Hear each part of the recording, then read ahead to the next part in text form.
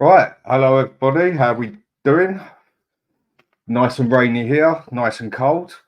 Right, this is my first live show back, so if something goes wrong, you're gonna have to cut me some slack. And one thing I can definitely tell everyone, the internet is being a pain in the arse. Right, to cut a long story short today, as people might have seen on a previous one I've done the other day, I've got a good mate that I've known for a very long time.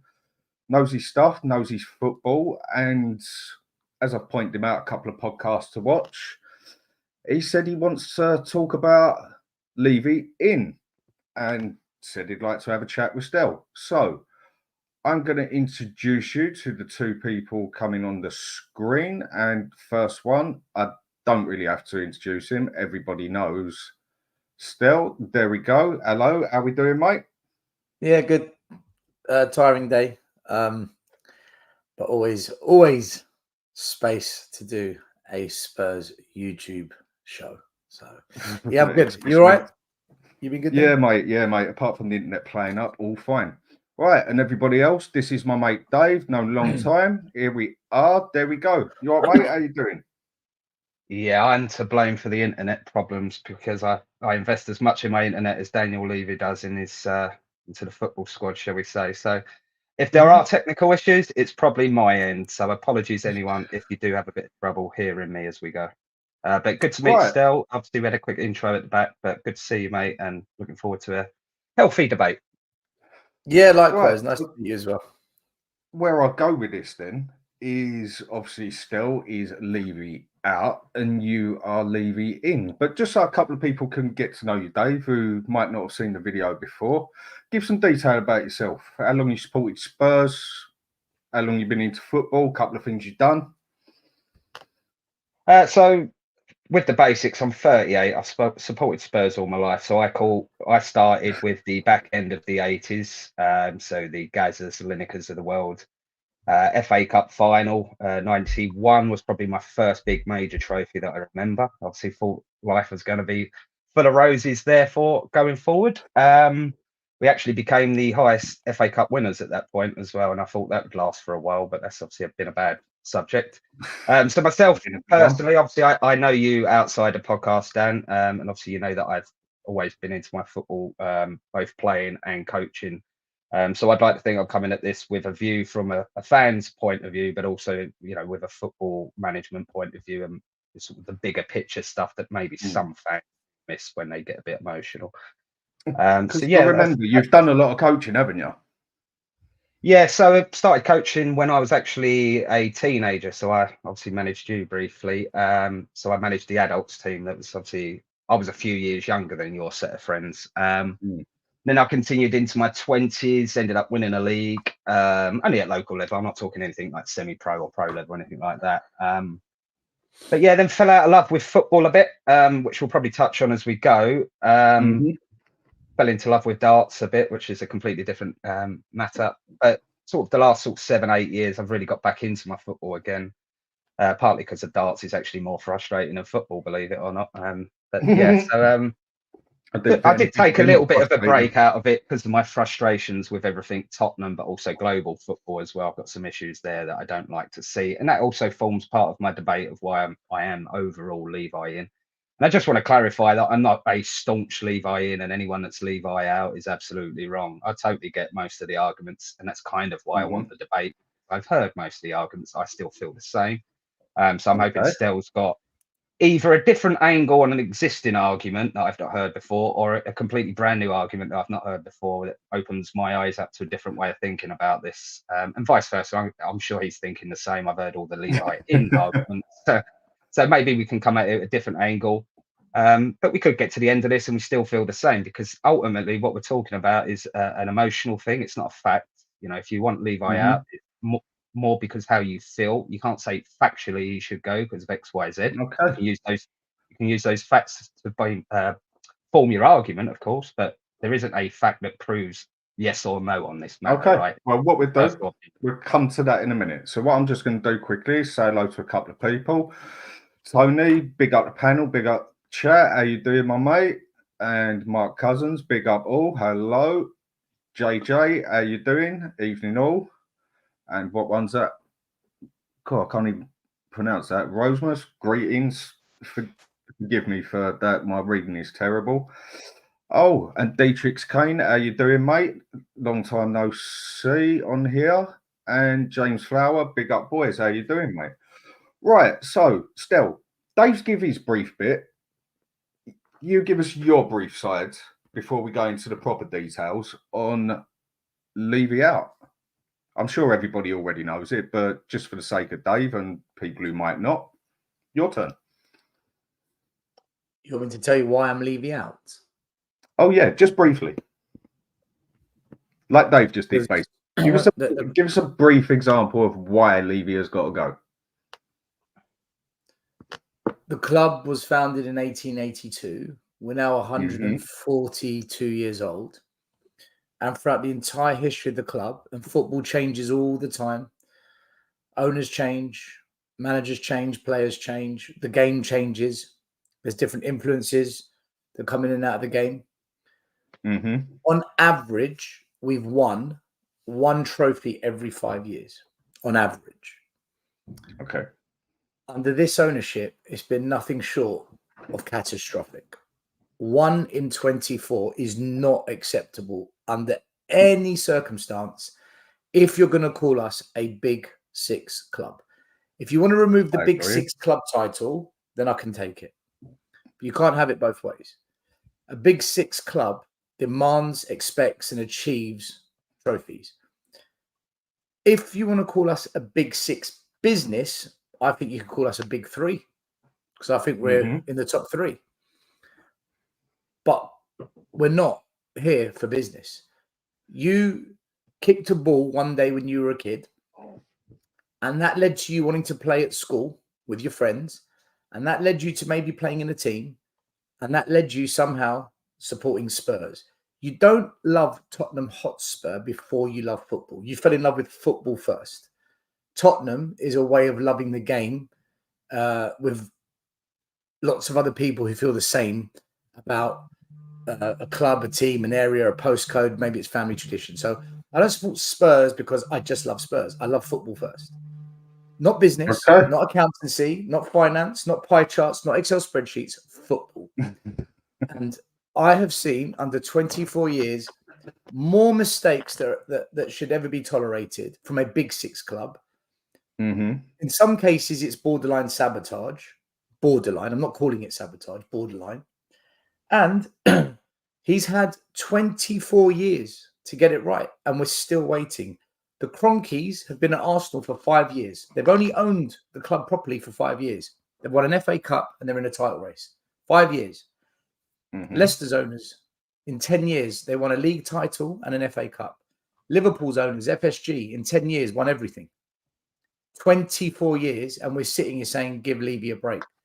It's going to take a lot of persuading, and even then I'm probably going to say no for me to change my mind. I've got no issue I don't think it's going to be easy to change your mind. Look, that's my brief. Possible. That's my. You wanted a brief. You wanted a brief. Yes. That's my brief reason as to why I'm Levy Out. Okay, totally understandable. So what I'll do is I'll go back to the start then. As soon as this is about Levy. I mean, when was it he joined us? What was it? 2000, 2001, if I remember right, wasn't it? February 2001. Yeah, 2001. Now, the way I look at that one is, I'll go to you first, Dave, on this one. Just before Levy took over at Spurs in 2001, what sort of mess or what sort of state or how was Spurs before he joined? Were we in a mess? Were we in a state? Were we doing well? What was we doing? Well, we certainly wasn't a big top 6 club back then, that's for sure. So Daniel Levi is the reason we're a top 6 club now.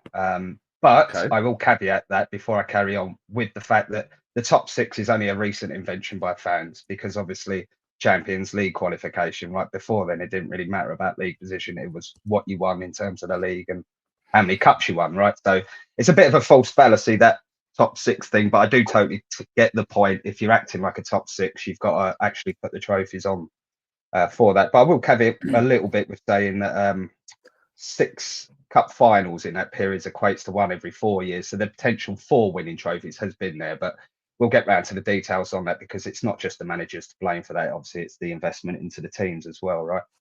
But going back to the start, where were we? Well, our average position was, I think, roughly just under 9th, I think. So we weren't a top 6 club. We weren't a successful club in the league. You know, Definitely a mid-table club, wouldn't it?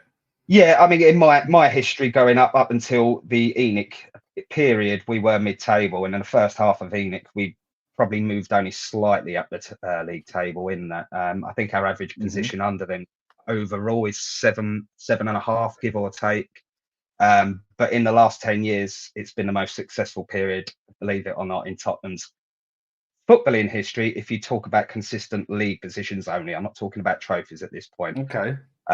But at last 10 years, our average league position is 4.5, hence that's now being referred to as a top 6 club, which I take on board from Stel's point. If we are a top 6, then you have to judge it slightly differently, right? But we were in a mess, and we are in a better position now as a club. So job of a chairman, right, improve the club. That he has done. And obviously we'll go into the final details about the footballing side further down the line and all the mistakes he's made, which he's made loads. At the end of the day, he's definitely made a few. Yes, he's made loads, but we fundamentally as a club are in a better position in 2024 than we were in 2001 when he took over, if that's what you're asking me, because we were a complete mess. The old sugar thing. It took him a while as well to purchase the club. So he brought it in stages. He didn't buy it outright. And obviously he himself never brought the club. It was ENIC, who was obviously the company he was part of. Yep. He now owns 30%, I believe, and it's the other 70% ENIC as such. So Daniel Levy does now personally own, yeah, give or take the odd percentages, but he owns about 30% now. But obviously when it was purchased, it was brought in stages. They increased their shareholding. So it wasn't like a complete buyout. I can do whatever I like. It was, you know, he wasn't fully in charge for a few years, shall we say. Okay. Well, when he took over at Spurs, I mean, I can definitely see with how he tried to do things basically by the first manager he picked, Glenn Hoddle, which I think we can all agree at the time would have seemed like a good idea. Sorry, Dan, can I push back on what was just said? Go on, go for it. We were a top 5 club before Levy took over, not a top 6. So where you say we weren't a top 6, are you basing that on league position or trophies won? And and what defines a big club? Yeah, no, so you are absolutely right to pull that up. So we were 5th, I think, in the history of cups won. We're now 6th because of the Man City jump. I'm talking average league position, because it's more prevalent these days to have the conversation about league position than it was previously. So I didn't want to go too much on what it was previously, but I just thought I'd mention it because the last 10 years it becomes more relevant. Because we're in a different environment, league position consistently up at the top table allows us to be part of the top 6 discussions. So that's why it plays a part now. I was just referencing what it was previously just to make that link. But yeah, I agree. Trophies won, we were 5th at that time. Well, we were definitely high up, and we were trophy winners at one point. We was known for getting our FA Cup, and we have basically only got one cup in what, 20 years?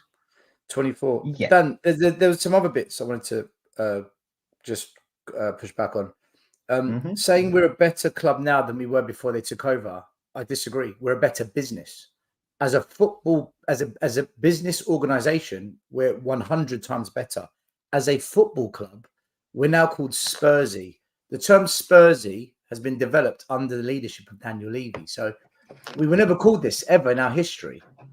I would say as a football club, we haven't improved. We've gone backwards. As a business, there's a lot of things the media can be blamed for.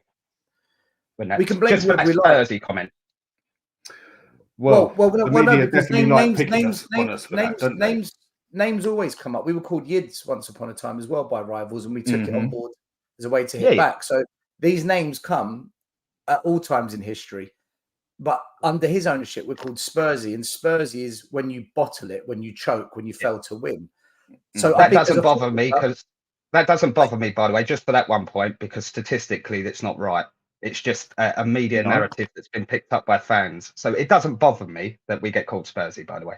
So just I must admit, hang on a sec, both of you. Hang on a second, Stel. It doesn't bother fans. 1 minute, no. It doesn't bother fans who focus on the business, not the football side of things. The ones that care about the football more so, it is an annoyance. No one likes to be called Spursy. But if you're more into the business side of it, then yeah, it shouldn't bother you because the money's great.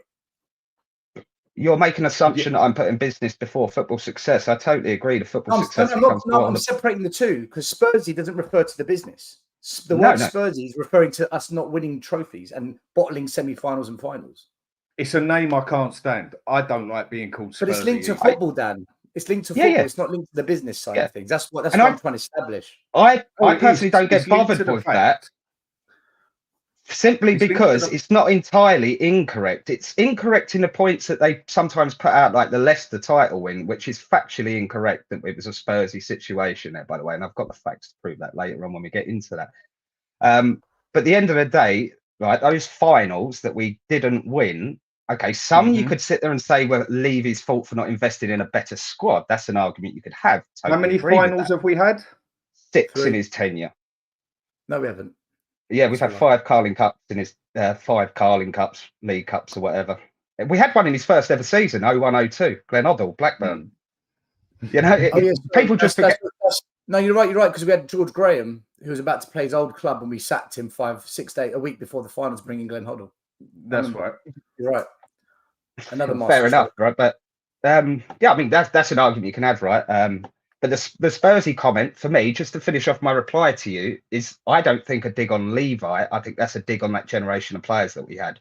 You know, the Harry Kanes of the world. That was a comment more for the squad. But they used it the other day when we went out to Fulham in the Carabao Cup. Harry Kane wasn't in that team.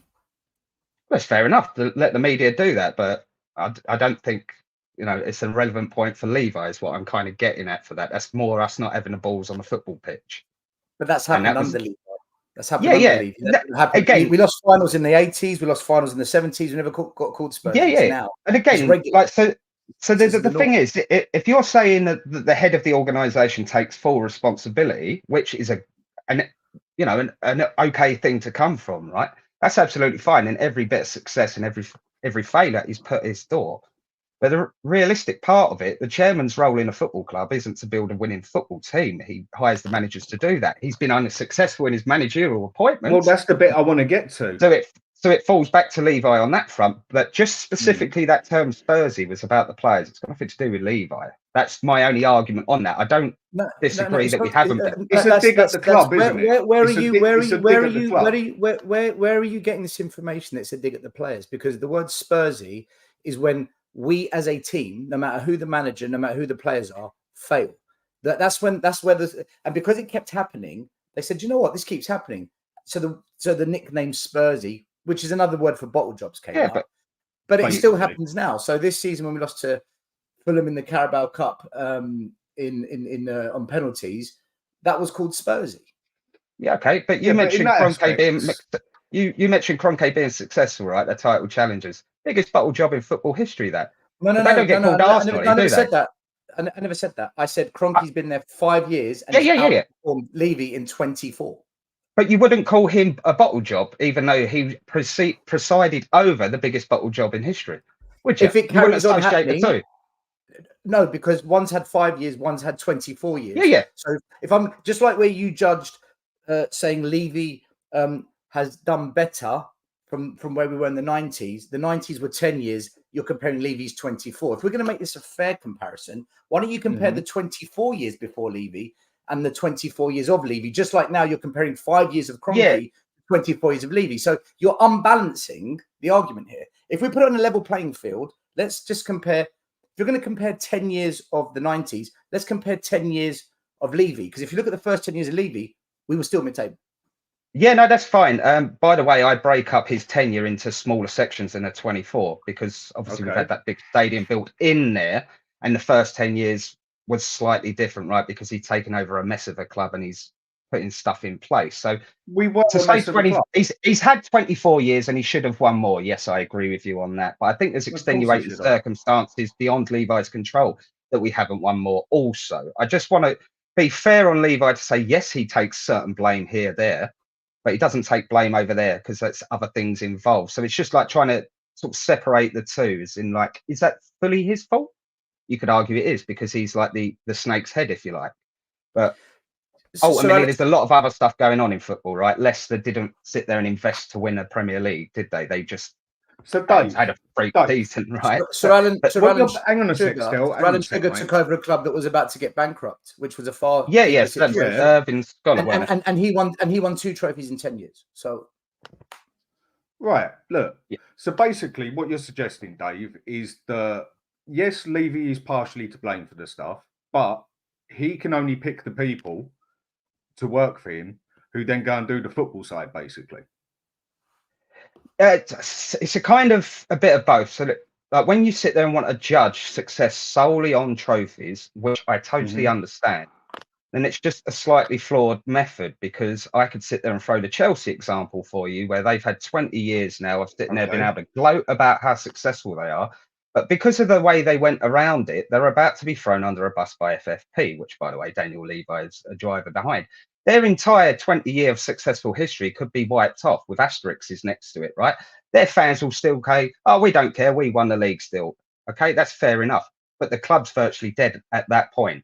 So you saying that it doesn't matter what it takes to get success, as long as we get a trophy. I'm sitting there going, yeah, I know you're not saying that. That's what I'm saying. A generalization of, if you're only solely basing it on trophies won equals success, you've got to be careful with that, because we've still got to do things in the right way that leads us longer term down the future in a better position as well. I would sit there and rather not win a trophy for 3 years than go bankrupt and start again from the bottom. For example, if I'm just using the complete sort of dramatic example for effect, right? I know that probably won't happen, but let's just say we could get trophies tomorrow, but we've got to invest X, Y, and Z, but it does leave us at a risk of going bankrupt. Do I want to take that risk? Some might not. That's kind of where I'm coming for. That we can't just solely judge him on trophies. If that's your sole argument, we may as well close this debate now, because I'm never going to win that. What's the purpose of elite sport then? That is a point I was going to make there. Then what is the purpose of the game? But one thing I do definitely understand. Amateur sport must be a meet up for a group of mates down the pub, right? Yeah. Elite sport is about winning medals. It's trophies. We do have to be run as a business as well, don't we? Because we all know football isn't just about football anymore. It is about business. And the one thing, I'm 70% Levy out, 30% Levy in. Because one thing you can definitely say with him is we haven't got to be scared about going under. We can support ourselves as a business, as a football club, whatever you want to call it. In that aspect, we're probably one of the safest teams on the planet. To have the football work, you also need to have the business side work now. Wouldn't you agree with that? Or I would agree, and it's kind of where I'm coming from, that as of today, we are in a brilliant place to go forward and win trophies. I know that I'm laughing at myself as I'm saying that, because the track record of the last 24 years would suggest that we're not going to win many trophies.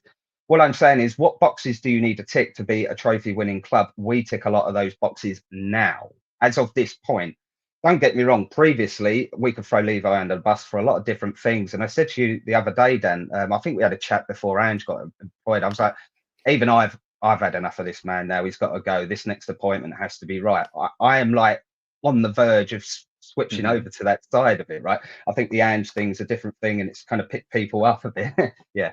But I just think, hypothetically, what do we need to win trophies, right? So the stadium and the training facilities, okay, do they guarantee trophies? No, but they probably help, right? The stadium for bringing money in, which we can reinvest into the squad, and obviously training facilities. It's always a tricky one for me, that one, because if it's too nice, so the players really working that hard, you know, that I kind of get that with that vibe. But on the same token, it's a reason why footballers might want to come and play for us. Well, we have got one of the best training facilities on the planet, basically. Yeah. So we've got my point is, we've got the infrastructure off the pitch now. We are finally, in the last 2 or 3 years, investing in our youth side. And this, by the way, was a major down point for me with Levi in the last sort of 10 years or so. I think we've really turned our back on the youth. Last couple of years, we've really refocused back on it. So you need a good youth setup, which we're now getting. We've got what seems to be a good managerial fit, in the sense that he plays the Spurs way. And what that means is we go forward, we try to win, we don't hold a 1-0 lead and hope not to lose, you know, which obviously a couple of our last managers have done. So I just think if we just take away all the emotion from the last 24 years and write out where we are now, going back to the original question where we were 24 years ago, we are in a better Mhm. place as a club to compete for trophies consistently now for the next 10 to 20 years. Whether that happens or not is a different subject, right? That is But going to be the if you take emotion out of it and put facts in place, then actually we have got a lot of things in place to go and win stuff now. But Well, the question is, are we going to do it? Now, the one point I'll definitely make off to the pair of you and everybody watching here is I've made the same mistake as a lot of people of keep going on, Levy, don't spend the money. And we all know Levy's not going to go out and buy £100 million player. That's just not the way he works. But if we actually check up the net spend overall, like I've got coming across the bottom here, only over the past 5 years, if I got it right, I think we are actually the fourth biggest spenders in the Premiership in the past 5 years. And I think the only ones in front of us is what? Chelsea, Man U, and Arsenal. So he definitely does chuck the money out. But I think one of the main problems there is we obviously don't buy the right players. And I think for too many years, he's had the attitude of go for the young player, get him good, sell him on if we need to. We don't go out and buy the players for now, but he does spend the money. So us not getting the right players in, the right coach, the right staff, whatever, is this actually down to Levy? Yes, he employs them, but then if he employs the scouts are then going to tell him and give him a list of 5 who to get, and obviously he's going to pick out of that, probably sort out a contract or whatever else. So is it all really Levy's fault still, when it also comes down to the people that he employs as well? Now, I know he employs them, but if someone seems good at a job and they don't do it properly, is that Dan, his fault? Dan, 100% yes, it's his fault. And I'll explain to you Okay. why. Right? Go for it. I own companies and I'm a small fish and I swim in a small pond. I've got friends who own bigger companies and they swim in a lake. And I've got one friend, big company, swims in the sea. So I can get an insight as to what it's like at a high level running a business. And the one thing that's constant is when you are successful, you praise your team being you, the board, the people you've employed. And from a football perspective, your staff, your managers, your coaches, the groundsmen. When you fail, you point the finger at you and say, what did I do wrong? How can I do it better to stop this from happening? But what is the goal? That's what it comes down to. What is the goal you're trying to achieve? Under this ownership, we had no problem sorting the finances out and we had no problem increasing income. Do you know why? That was part of the goal. We built a stadium. We had no problem raising £800 million in debt. We had no problem finding a £200 million deposit. And when that stadium began to face problems, cost overruns, increased building costs, delays in the project, we got over that hurdle. We dealt with it. We borrowed more money. We secured our fans to stay at Wembley for another season and play football there with the team and the fans. Do you know why? Because the goal was build that stadium, the training ground, the academy, everything they've achieved. The reason they've achieved it is because that was what they wanted. This was part of their bigger plan, right? They've taken £100 million investment when they bought Spurs, and they've turned it into £3.5 billion worth of an asset now, if not more. Okay. What they've done is used us to cash flow and bankroll almost 40x on their initial investment. They are laughing their heads off. And do you know why? This is the goal. These people are smart. They're intelligent. They're not losers. They're not failures. They've achieved their goals. If they really, really, really, really wanted silverware, if that was something that was a burning desire, they would have done it. They would have easily done it. They're good. They're smart. But they haven't. And this is why. So, yes, I blame Levy. And do you know what? If this was 5 years or 10 years, he hired and fired a few managers. You say, okay, look, he tried this guy, tried that guy, tried this person. It didn't work. And maybe he hired and fired 2 or 3 footballing directors or head scouts. It didn't work. these things take time.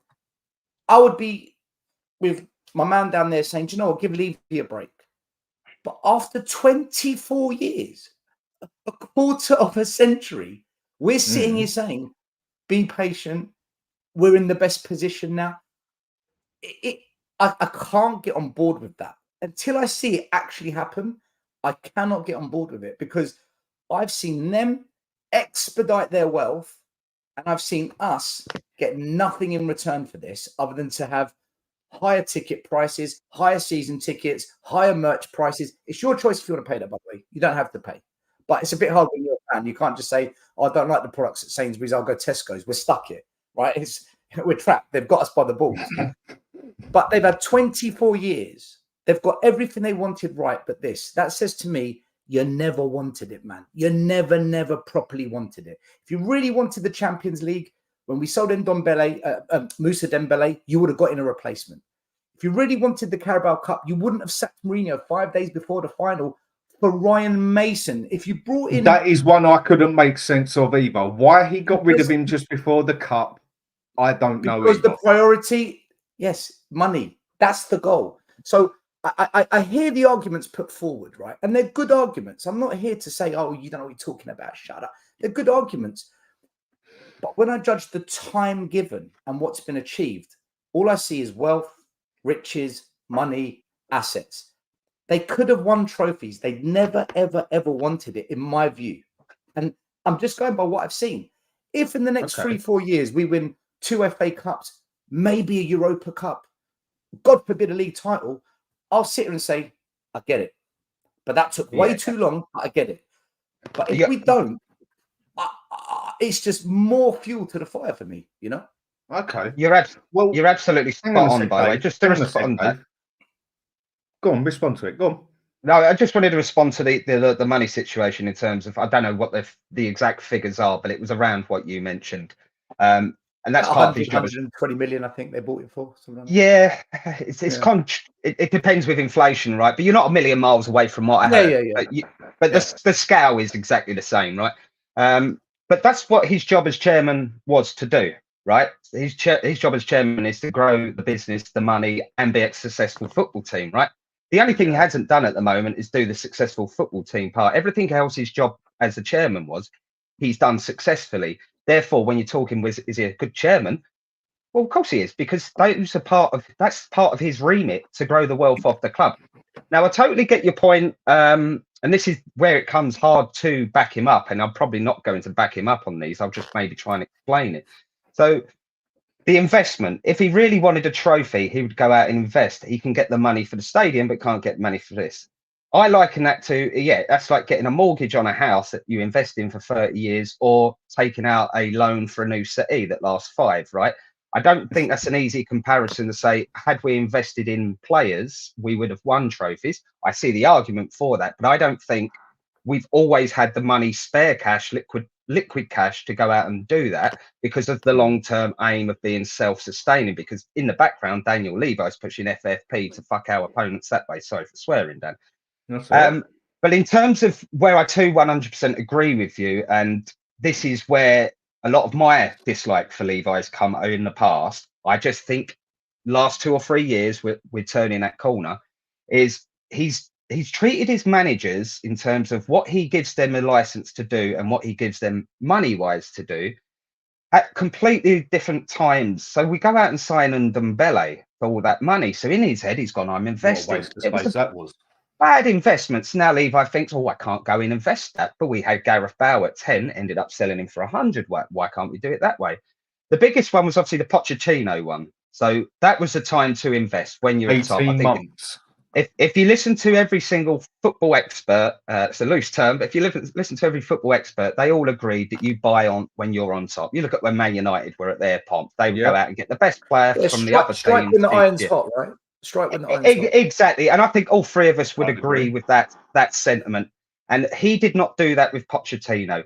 However, his hands were behind his back in the sense with the stadium that ended up going over budget by twice the amount. Sod knows what it would be to try and buy it now. It'd probably be triple the cost, with all the cost of living going up and that. But his hands were tied for the Pochettino one. The other problems I've got with it, though, and which I do agree with you, it's like Mourinho and Conte are managers you give money to and go buy the players you want. Okay. A Pochettino, an AVB when we had him, I know like a couple of the people are probably throwing up now as I mentioned it, but these kind of project managers, I know they get called. These are where you can try and get your Gareth Bales, your cheaper buys, and build a squad from whole. But you are right, the Moussa Dembele one, you know, if you lose a top player like that around that time that we were being successful, then yeah, he's got every bit of hate coming towards the fans, from the fans. He expects that. He should have that. And I've got no backing up on that. The only one I can sit there and try and explain is the Pochettino one, because we were under so much constraint at that point. But I do think he's gone out and tried to invest. He's just a lot of the time got it wrong, whether that's he's given the money to the managers and they've spent poorly, or he's gone, I'll go and buy it based on my recruitment network, and he's got it wrong. Isn't that down to the people that he employed? No, yeah, but he employs them. And going back to Stel's point, which is correct, if you're the business owner, success and failure falls at your doorstep, right? You should be a leader of, delegation, if you like, rather than doing everything you can. Whereas I think he's been guilty in the past of doing everything he can. But just bringing it to where we are now, and this is kind of why I am sticking up for him, because I think the last couple of years, he is finally, 20 years later, he's finally gone, right, that's not working. I need to get the people like Paratici on board, let him go out and sign the Kulusevskis of this world, right? I think now he understands that, but the 20 years previously, still, you're absolutely spot on. He's been an absolute nightmare with the way he invests and who he puts money towards, right? So give it to Pochettino when he's on top. That'd be great. But don't buy that's what should have been done. For the world, you know? So David, based on what you've just said, so you can understand why after 20 years I feel like this. I think all Spurs fans feel like it, don't they? I mean, we are all pissed off. I think a lot of Spurs fans are. I think we're in different factions of what we think. The more I get a lot of abuse and hate when I talk about Levy and players we sign and that. So I know there's a big split. I noticed it was all Levi out when I first came on here, and I didn't even said anything. That's what I mean. It's split. They go where they think they're going to get what they want to hear, right? But do you also understand then? Like, I cannot get on board with this. I'm not working against it, but I cannot get on board with this until it materializes, because I've seen us challenge for top 4 1,000 times. I've seen us spend money before in the past. I've seen us buy certain players that don't complement the quality. For example, we bought Van der Ven, Dogi, Madison, quality. And then I see a Timo Werner, a Brennan Johnson, a Solomon. I'm like, well, what's the point? This is what you did to Harry Kane. You had a brilliant player, and then you put a Son, you put a Dembele, but then you bring in an Nkuku and Ndudu, and it's like, what are you doing? What I'm seeing now is everything I've seen before in the past. So where you're saying to me, look, we're in a really good position, Levy's realised, David, based on the past and based on what I'm seeing now, I cannot get on board with it until I see them do it completely different. I've seen some promising signs, but I've been there before as well. So I want to give this another 2 years before I say, okay, this guy gets it. But I'm not going to give him for the last 25 years. No, of course not. All I will say is the Timo Werner, the Brennan Johnson, not so much the Solomon one, but the Johnson and the Werner ones are Ange. Ange wanted those players because they fit his system. That's whether you do think those players are good enough is irrelevant. What I'm saying is Levi has now given his manager the option to go and buy players he wants, not players Levi thinks he should have. That's my only point on the matter.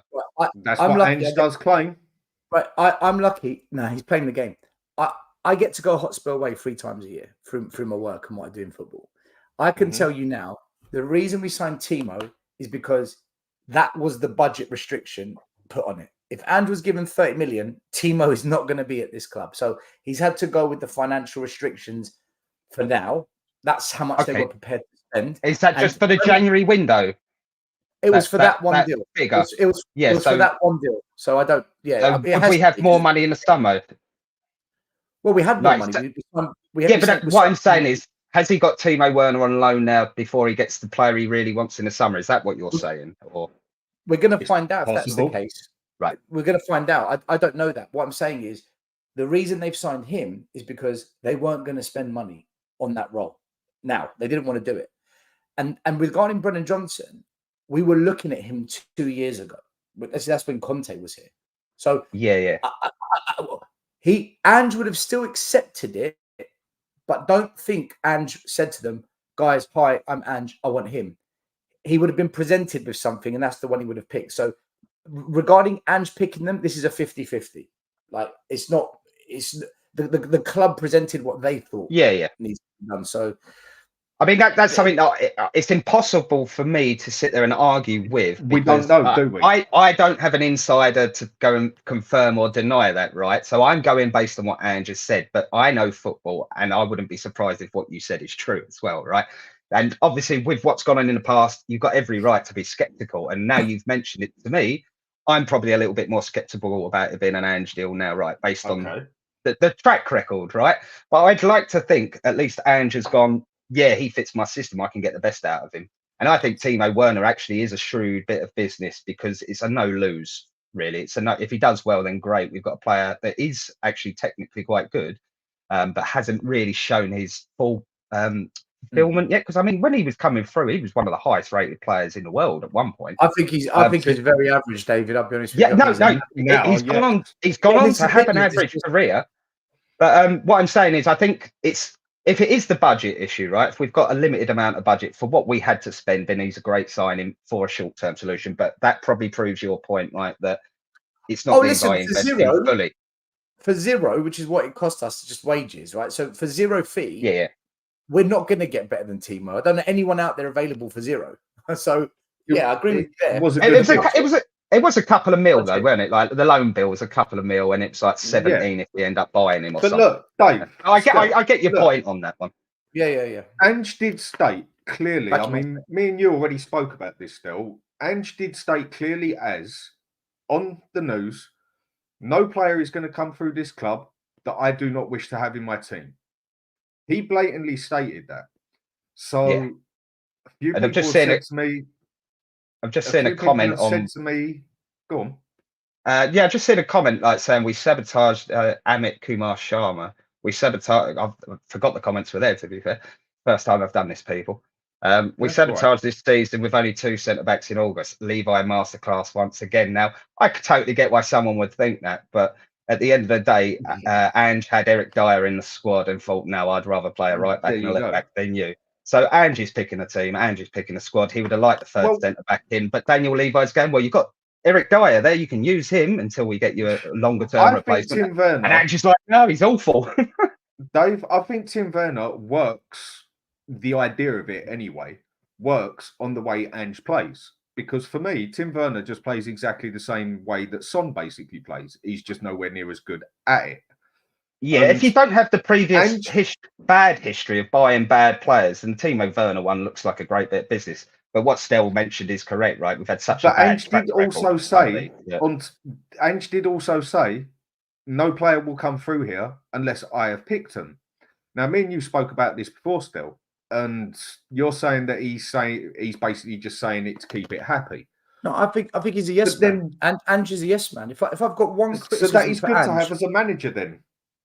He fits the Levy mold. Levy doesn't want people that are going to challenge him. Levy doesn't want people that are going to test him. He wants people that are going to come in. Look, this is how I do it. It's self-sustainable. This is your budget. This is how I believe we get success. I'm not interested in what you think. This is how I think. Yeah, the manager will have a say. Look, we need to do this, that. Okay. We'll do some of that. But in his head, Levy has got the way he thinks it needs to be done. And if the manager doesn't buy into that, Levy's not going to bend over and give a little bit back, which he does. Let's be honest. I don't hate him as a human being. You know, I've never met Levy, but I'm sure he gives to his managers as well. But like anything, there's a compromise. But the Levy compromise is very challenging at the level we're at. And Ange, for me, is a yes man. So was Poch. Even Mourinho turned out to be a yes man. AVB was a yes man. The only one that wasn't a yes man was Conte. He's the only one that came out and said everything that he said, and 20 years, no trophies, same owners, but why? Right? And everything else that he said. He threw himself under the bus, the players, the everyone under the bus. He He's the just only one wanted that out came out. anyway, though. He would have said whatever he had to say to piss Yeah, but everybody off that's to what. get out of there. Yeah, but he didn't wasn't want a to be yes man. But he wasn't a yes man. That's my point. He said it exactly as he felt. But when things got difficult for Poch, it was, don't call me manager, just call me coach. What does that mean? What are we talking about? 2 weeks before the Champions League final, he said, this might be my last season. Like, why would you say that? Yeah. Mourinho came out after the when we lost to Dinamo Zagreb 3-0 and just the weirdest rant you've ever heard. You're like, what are you talking about? Yeah. These are people that want to speak out because there's things going on, but they know they can't because they're yes men and they want their salary and they're thinking about themselves. Conte's the only one that came and said, look, I will tell you straight, I'm done here. And the things he's saying, I believe Ange. I think he's sincere. I think he's an honest, humble man. I like him a lot. He's probably so far one of my most favorite managers that we've had. Yeah. In terms of the way he conducts himself, he's got Along good with banter. he's like Harry Redknapp, isn't he? He's like a Harry Redknapp sort of style manager. He's like that, but like without the wheeler dealer, without the wheeler. But there's a couple of things he said where I believe he's just another yes man. And it's a big if, who knows? If this goes wrong, he ain't going to walk. He ain't going to call it out for what it is. He'll just, I tried, Yes. See, for me, like I'm getting a feeling here that obviously you want the managers to have a little bit more control over who they buy and sell, right? So my opinion on the matter is that it's the chairman's, well, the club's money, but the chairman's the sort of guardian of the money, right? So he's got to be the one that signs it at the end, isn't he? Yeah, he's got to be like, our budget this year, we can probably afford. He's the custodian. He's the custodian. Yeah, exactly. But my view of how a chairman-manager relationship should work, and it's how it used to work in the past, but we have to be careful that the world has moved on a lot since the past, but it's how I would view, if I had money to buy my own club, I would treat my manager like this. I would say, I'm doing everything around off the football pitch. You do everything on the football pitch. I might help with the youth structure by getting the right things in place for that, but essentially you're in charge of football. Next year, your budget is X, Y, and Z. That means you've got X for transfers, Y for wages. There you go. If you sell any of your players, that money goes 90% to you, 10% back to the club. Whatever you want to do the split on that, okay? The numbers are not important for this, the purpose of this sort of question that I'm asking.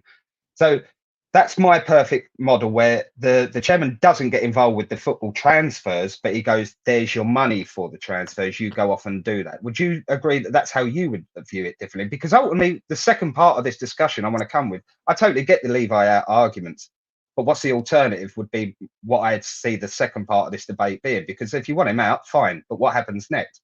So I'm just asking, what would you see a chairman-manager's relationship? Just give him the money and let him do what he likes? Or does the club need to have some control over who we buy and sell? So I'd be interested to hear your view on that. It One, depends. hang on a sec, Stel. Let me answer this one quickly. Yeah, gotcha. I totally see where you're coming from, Dave, and I've got to agree with you on this one. I mean, how many managers are actually managers anymore? The days of Alex Ferguson, Wenger, and all that, where they managed the club as a whole, that's done and dusted as far as I'm concerned. Maybe in a couple of smaller clubs, whatever, and that may be. But in this day and age, it's about being the coach, and then it's about having the chairman, director of football, and everything else. And the reason I specifically ask it is because there's different options we could have if we didn't have Levi, right? There's different ways to either sell the club or we just replace the ENIC chairman, right? And it's still the same. There's plenty of different reasons. But different ownership models will require different relationships between board and football. So that's why I'm asking Stel the specific question is, what would you view if you had the money to buy your own club? And let's say you had enough money to buy Tottenham. I mean, that'd be what, 3.5 billion you mentioned, right? You're probably not far wrong with that. But let's say you had the money to invest, you became sole owner, you didn't have to report to a board. What would be your relationship with your manager? Depends what my goal is. Go on. My goal is to make money. Just keep it going. Because if top four is the goal, just keep it going because we're flying. If your goal is to win trophies, my relationship would be to sit down with the manager and say, in your opinion, what have we got to do to win trophies here? What have we done in the past that has led us to not winning them? In your experience, what do we need to do differently? And I'd listen to my manager and I'd say, right, we're going to do it your way. And we're going to put goals in place and targets to achieve so that we can say, look, are we still on the track? Do we need to adjust anything? So a very, very close relationship. What I wouldn't do is put layers and layers and layers of people in between me and the manager. Paratici, Lange, Scott Munn, McKenzie. There's so many layers now that you're now depending on all these people you've hired. Well, how do you know you've hired the right people? For me, I would want my manager. Daniel Levy said in the documentary on Amazon, the football team is the engine room of the club. If that's the case, I want to be like that with my manager. If that's the engine room, I want to be, I don't want all these layers. So I'd have that for me. The relationship he had with Poch, for me, is probably the closest that I would say made sense to me if we're going to try and win trophies. See, in an ideal world, that's perfect. Again, it comes down to the goal, David. For me, the biggest question I would ask isn't so much what kind of structural relationship would you like between chairman and manager. For me, it's what is the goal of this club? Like, what is it you want to achieve? Because whenever Levy gives out his statements or whenever he puts out an end of season news, which he hardly ever does. Well, every year he does the end of season statement, right? He always says, "We want to compete. We want to compete for trophies." When the City owners came in, when Man City's owners came in, they said, "We want to win the Premier League in 5 years." When people come in, like when the Cronkies came in, they said, "We want to bring league titles back to Arsenal." Our chairman has never said, "I want to win the Premier League. I want to make us the kings of the cup again." Okay, and that for me is the biggest. But look, we have been in finals trophies. It's not as though I totally agree with what Stel's saying here. Yeah, blatantly, it's money. That is what it's all about. But supposedly, I suppose being devil's advocate here a bit, Levy is meant to be a Spurs supporter, so he claims, and wants to see us win things, so he claims. It's not as though we haven't had chances to win things. We've been in the Champions League final where the manager was stupid enough to go and put Harry Kane on the pitch when he wasn't even 40% fit. Is that Daniel Levy's fault, or is that down to Poch for doing that? Yeah, but we also had Harry Winks and Moussa Sissoko in midfield instead of Moussa Dembele, and there's no replacement. We had no control in the game. Can I just go back to the point I did ask Stel if he had the money and then he was in charge? Obviously, your goal would be to win things, right? You'd still want to be sort of top four financially, I'm assuming. I don't want to speak. Sorry, David. Did you mean if I was just an investor? If you had the money, yes, I would do exactly what Levy's doing and just milk it. Yeah. But you've got the money yourself to go and buy your club. What would your relationship be with your manager? So you were saying you want to sit there and be like that with. Depends on the goal. Sort of anti-blur on it. Yeah, but your money for your goals, right? So you sound like to me. And I want us to win trophies, right? Right, exactly. So based on that, what would your relationship be with the managers? And you said that you would want to have a close relationship with them. You let them tell you what they need. Now, I agree with that approach in theory. No, not tell me what they need. Tell me how we win. Like, I want them to put a plan together. That's absolutely fine. And I'm sure Levi done that with Mourinho and maybe Conte even. The problem we've got with that is then you've got the tail wagging the dog. So if it works, it's great. But if it doesn't work, you've sent the entire club in a direction based on one managerial's point of view. If it works, absolutely great, aka Sir Alex Ferguson of the world. But there's very few managers that are that successful where they can lead an entire club. It was working with Poch. We just didn't. I think that's a fair point. Redknapp was a contractual and an England job issue. Don't forget. So he wasn't sacked. No, he asked for Ryan Nell. He asked for Louis. The transfer window. The transfer window. Yeah, but the reason he left the club was because he didn't want to sign a contract. He wanted the England job. But yeah, that transfer window is correct. Poch. My point to this is. The reason I asked the question is that if you're an owner of a football club, which Daniel Levy is, we've got to remember he actually owns this football club. He isn't just a appointed chairman, right? So what's his aim? Yes, it is to be successful financially off the field. He's proven that. Okay, well, we've not even debated that because we all agree that financially we are well sad and in a brilliant position now. In fact, even better position than probably Daniel Levy, I thought, because we're the only club that can spend money now. We're one of the best. Amazing. So that's why I've not debated it. But the football one for me, I think the club at this level, that elite sports level, the club needs to drive the direction, but it needs to assign a manager that fits into those philosophies. And I personally think that the finances should only touch the manager when it comes to first team players. So the chairman will sit there and have it in his mind with the accountants, how much can we spend on transfers? My point and my question was that I personally feel that we go to the manager and go, right, you've got X amount, build the squad however you like. I want to see attacking football. I want to see preferably youngsters coming through the system, but ultimately tactics are yours, your buyers are yours, your sales are yours. I guess the only one you might want to caveat is if a manager goes and sells Gareth Bale like 50 million less than what he's worth, right? The chairman you might want Daniel Levy doing a sell and get those extra pound coins. But my point to you is you want the club to sort of direct from above, but you give the manager the autonomy below that to do the football. And all you do is give him the budget figure and then let them get on with it. You don't say spend what you like, because obviously that's just foolish, right? A manager would just go out and spend. Exactly. There will be a budget, which I believe there is, by the way, with Levi. As you just mentioned with the Timo Werner thing, it came down to a budget, so he knew how much he had, right? Then the argument just comes, invest more. But yeah, so I kind of agree with you on the sense it depends what you want. But if you want to win titles, yes, work with the managers, but you've also got to sit there and have that safeguard in place that a manager doesn't ruin your football club, going for short-term success.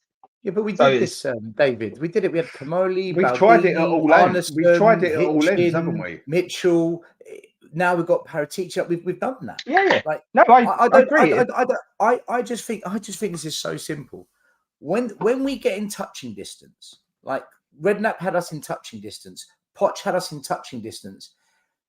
You could argue Jose had us in touching distance because we got to a final. At that moment when you are, we never seem to cross the line, do we? When it's now it's a sprint to the finish. You've got to put your finger on the button and launch the missiles. Let's go. Let's take them out. Yeah, no, and I agree. What we do is, hold on, we're at the party. They've invited us to the party. Yeah, and I know we touched on that point, and if you remember rightly, I agreed to virtually all of that point. The only caveat I gave you was the sort of Pochettino era where we didn't literally have the money at that point. But every other example you gave, I 100% agree with you. That's where he's got it wrong in the past massively, getting involved with the football side. That's why I think, actually, if you go at the start of the season to the managers, say you've got X, Y, and Z to spend, but that's yours for the season, a good manager will keep some back in January, like just in case he needs something, right? So it's kind of a bit of give and take on that. I totally agree with you. I feel we could have given more money, and definitely the Pochettino one feels like the biggest miss, because I just think that was a bad timing, because we was at our best football wise whilst we was at our heavily most sort of debted against with the stadium, right? David, you know what my concern is with what we're doing here? Right? We have wasted arguably one of the best talents to come out of our club ever in Kane. We've wasted that entire one of the best strikers ever in the Premier League. And for whatever reason, Hyun-Min Son is still here. Right, that's his choice. I'm surprised, but he's here. Brilliant, good. I'm a Spurs fan. I want the best players to stay. He hasn't got 4 years, 5 years ahead of him at this level. He's maybe got another year or two, right? Yeah. We've got to do it now. Otherwise, right, we need a Son replacement. And this delay, excuse, procrastination, but this reason, but that. Yeah. If Ange gets us in striking distance and we don't pull the trigger then, like I honestly, I don't know if I can carry on just supporting this club. I wouldn't go to a rival, nothing like that. I'd go and support my Brighton and Hove Albion because I studied there. I might support my local team, Haringey Borough, lower leagues. Because for me, if you don't do it now, then what was the point of building this? Someone on Twitter the other day, I couldn't believe it because I actually like him as well. Go on. He said, and he came to the protests. He said, I just want to be made to feel proud, and I just want to be made to feel enthusiastic about my club again. Trophies are a bonus. Right? That's what he said. I took a step back just to check it wasn't a fake account. And I replied saying, if trophies are a bonus, what the hell was this £1 billion stadium build that we went through for? What did we build this stadium for then? If trophies are a bonus? Because we sabotaged Poch's whole era then. Yeah. So before we get on to like what's the alternative to Levi, I just want to sort of ask one final thing on this, because I've agreed with most of your points that you're coming at with me, Stelios. And as I said to Dan, I said, if this doesn't work under Ange, I'm completely gone off the idea of even trying to stand up for Levi, right? So I'm on my last straw with him. But so, what was I going to say? I've lost my train of thought now. I know what I was going to ask about the next one. So, oh yeah, sorry, the journey and the destination, right? So this thing about winning trophies, okay?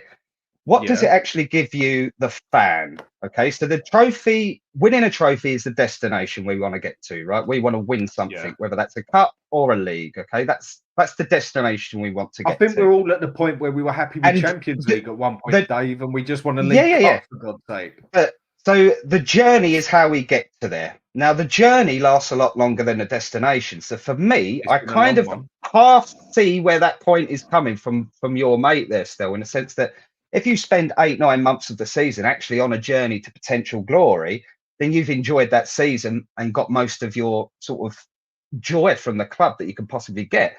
Now, ultimately, when you win something, what do you actually get when you win something? Okay, so you get something in the history books that's there forever. Okay, that's probably for me the biggest thing.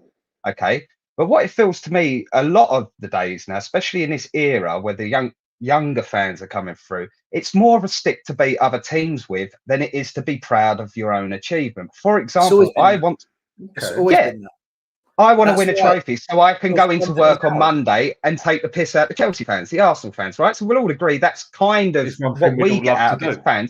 But how long does that actually last? And just in like loud thinking, what kind of, how long does that glory last in your head? Say if we did win the league, how long would you get glory out of that for? How long would you get like sort of if we won forever? If we won that Champions League final, I'll tell you this, David. I'll tell you this. So my family Greek Cypriot. Okay. Yeah. In 2004, Greece qualified for the Euros. I mean, this shit football nation, right? Yeah. Well, they won it. Well. They got out of the group, and as a joke, we flew out there as a joke. We thought, let's go out this. This will be a joke. 2 weeks later, I'm there, and I've just watched us in the stadium win the semi-final. Let me tell you something. When they won that final, the scenes, the emotions, what it meant, I will never, ever, ever, ever forget that. And that for me, I don't care if the Greeks, the Cypriots, if England never win an international trophy. Do you know why? I felt it. I felt that, and it is the absolute greatest. If Spurs won a league title or a Champions League, I'm done.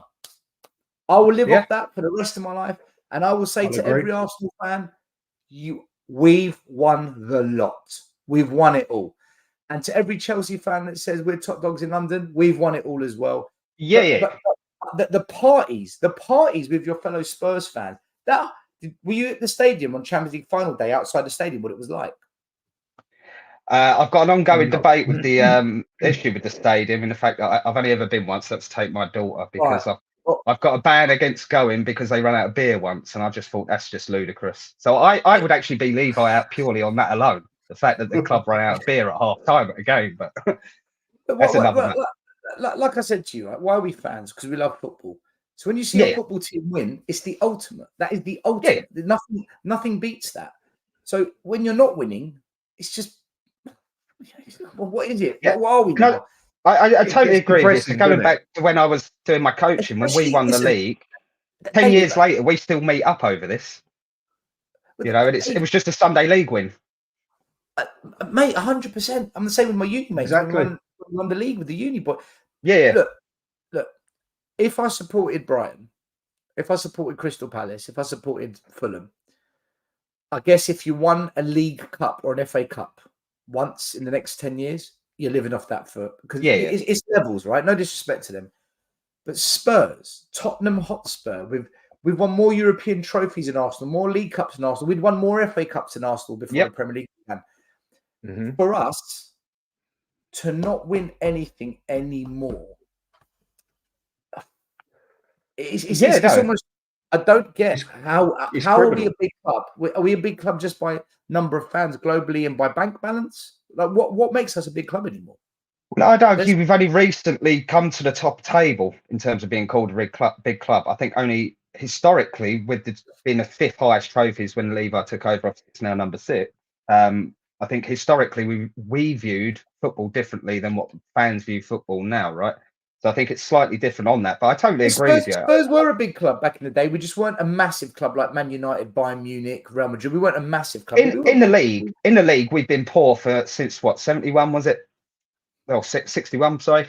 61, wasn't it? Yeah. We haven't been poor. We haven't been poor. We just not won it again. Like in 85. Well, up until Pochettino, 85 we won the league, but Everton pipped us at the end. We should have won the league. Yeah, I know. But in my lifetime, we've only came third once up until Pochettino came in, and that was the 88, 89, or might be the last 30 years. Hang on a second, Dave. Hang on a second. We've been pony in the league. Still, hang on a second, mate. So basically, the way I'm looking at this one is the last time we won the league was, what was it, 61, 62? Yeah. And Daniel Levy took over in 2001. So that's still 40 years without even basically challenging for the league, bar one. Yeah, but we won European trophies. We won FA Cups. We won League Cups. We won trophies. We won silverware. Mate, historically, we've been a cup trophies were harder to win back then. To win the UEFA Cup back then was massive. Oh, 100%. So, listen, I mean, it was a big cup. The only thing I'll add to this just before we move on, so I think the second part, I mean, I don't mean to, commandeer your show, Dan, but I'm aware that I've probably got to be off round about. I'm to sit here and just watch you too. I've got to be off round about 11-ish. Sitting here interested in watching. Yeah. So, because I think we need to cover, I've heard everything so far from you about Levi out, and there's not much I can disagree with it if you're basing your opinion on what you've just said, right? There's only a couple of little minor things that I've probably pulled you up on, but I always knew that was going to be the case. So if we are getting rid of Levi, the second kind of question to this is, okay, that's absolutely fine, Levi out, people. What's the alternative? Because, there's only a couple of options available to us because of the state of the financial situation. Sort of be careful what you wish for. But also the size of it. Yeah, exactly. So if I always kind of knew that the Levi out argument wouldn't win me over massively because I've kind of already considered most of the points you've said, Stel, and, listened to other people at times. But the one thing I do think might change my mind is it's actually if someone can propose an alternative. Because for me, there's three big options in terms of selling the club that we've got. And bearing in mind, Daniel Levi actually owns part of the club. He's not just the chairman. And it's split, I think, 30-70% between him and Ian.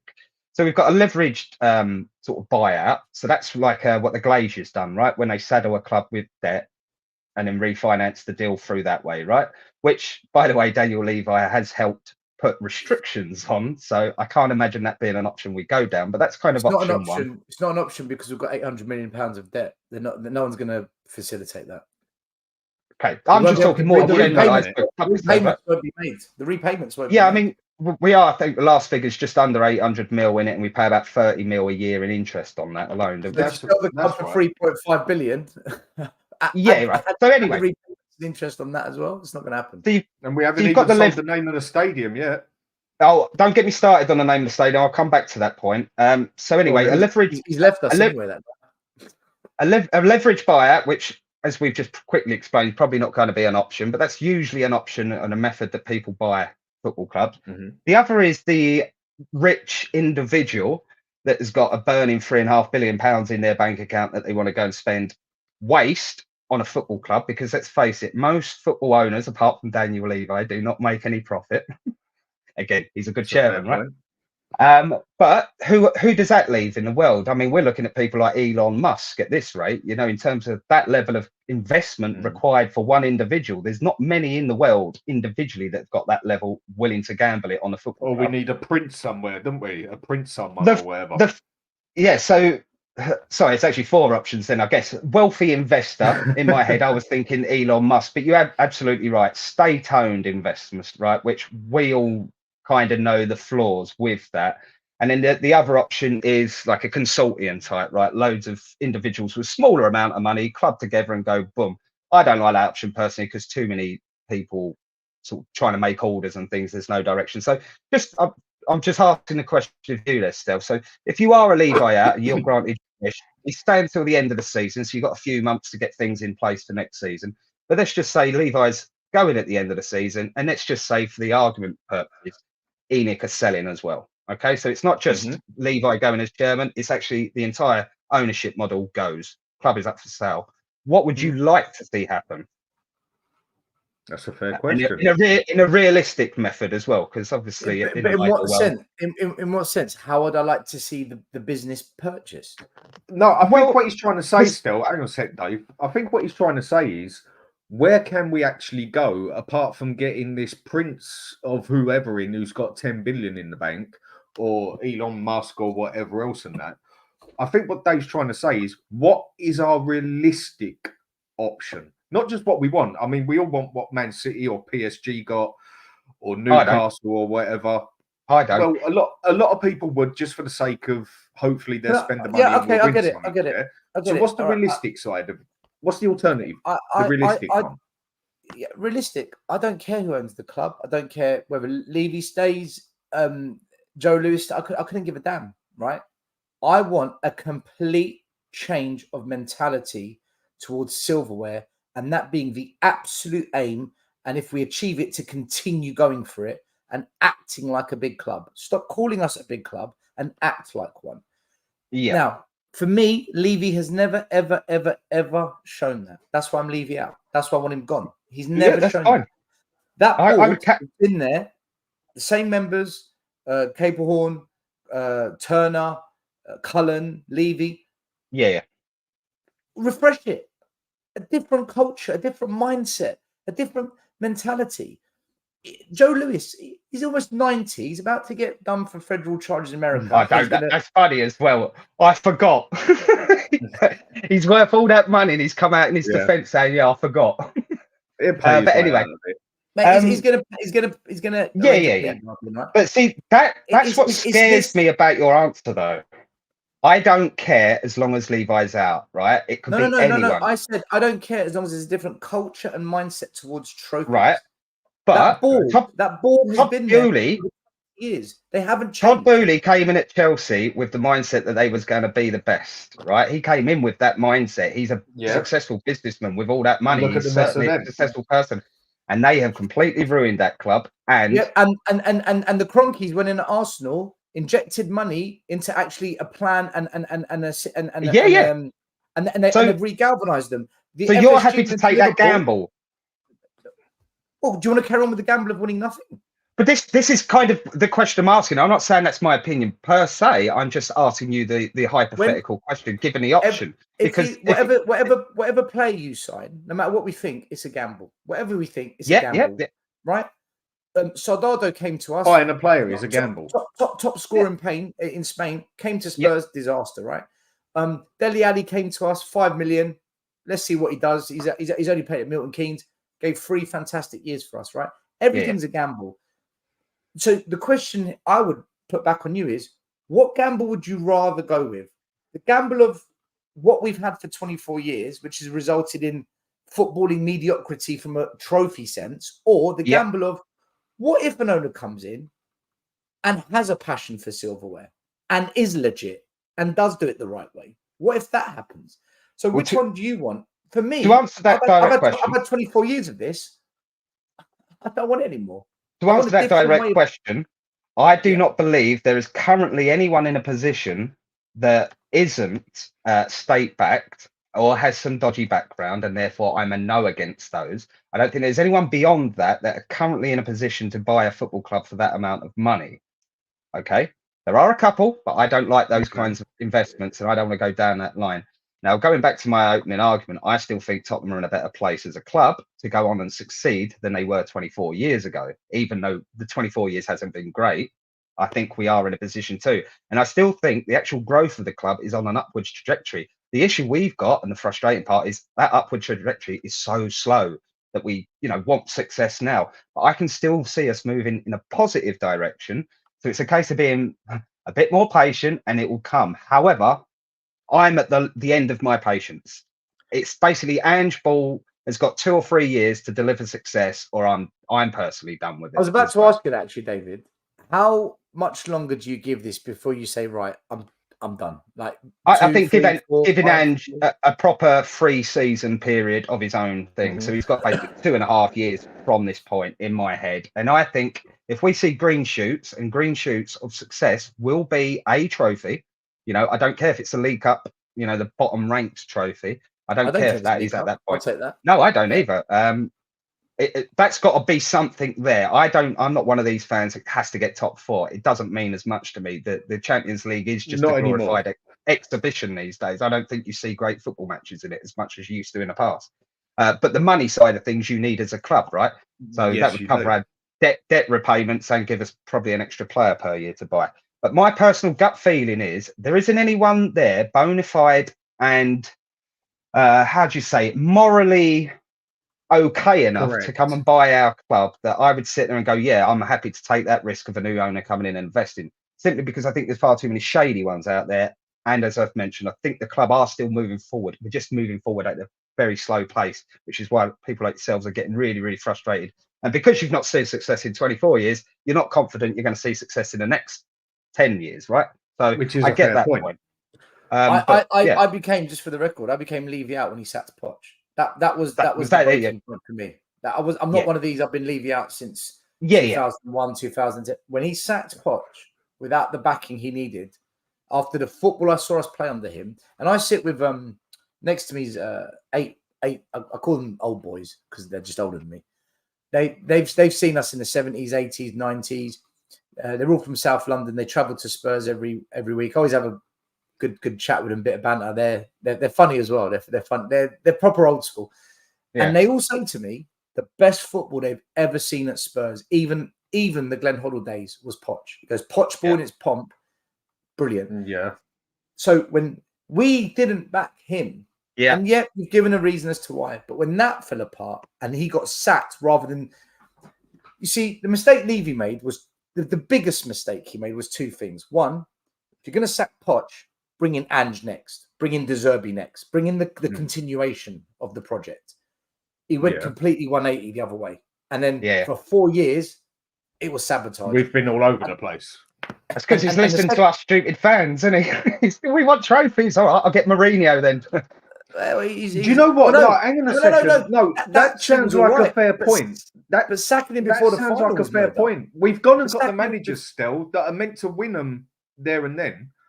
But yeah, maybe they haven't. Yeah, but that goes back to my previous point, Dan. About did he listen to fans or did he do it himself? Well, can I say something? If he listened to fans, then he's not fit to be the chairman of the club because he's not running the organisation. He's being influenced. He doesn't have the emotional control to be a chairman of an organisation. Which is why he comes across like he doesn't care, right? But the thing about the Mourinho one, Dave, the second mistake he made was instead of sacking Poch and bringing in the continuation, so bringing Ange next, don't sack Poch. And the £500 million you gave Conte and Jose, they need your rebuild money. There's the painful rebuild money. Let him rebuild. So he completely shot himself in the foot. That's when the sentiment swung the other way. That's when Levy out, purple and gold, everything began to turn on him. And now everyone's hoping, right, this time we'll get it right. And I'm saying to you this, and even you've agreed, if this doesn't work, he's got to go. At least step down. He has to. So and I hope it works. I'm a Spurs fan, but we spoke about it earlier, didn't we? He has invested at times, but he's invested in the wrong manager and at the wrong times, right? So he had put all these resources in that Pochettino era, but he couldn't at that time. We might have been singing a completely different story now, it's right? Where we've been keep getting different managers with different tactics. And we go from a manager with that tactics, give him a couple of players for that way, and then get a manager with total different tactics, and then we're labelled with them players, and we just can't seem to get rid of the lump half the time. It's taken us how long to get rid of the dead wood, or at least half of it, and there's still some sitting in there that's got to go. But I'm definitely agreeing with what you say. This has got to be his last chance, surely. Yeah, I'd be surprised about Jose. We said that about Conte. Let's see. I'm interested to see what our fans do if this doesn't work out. Hopefully, we don't get to that place and it does work out.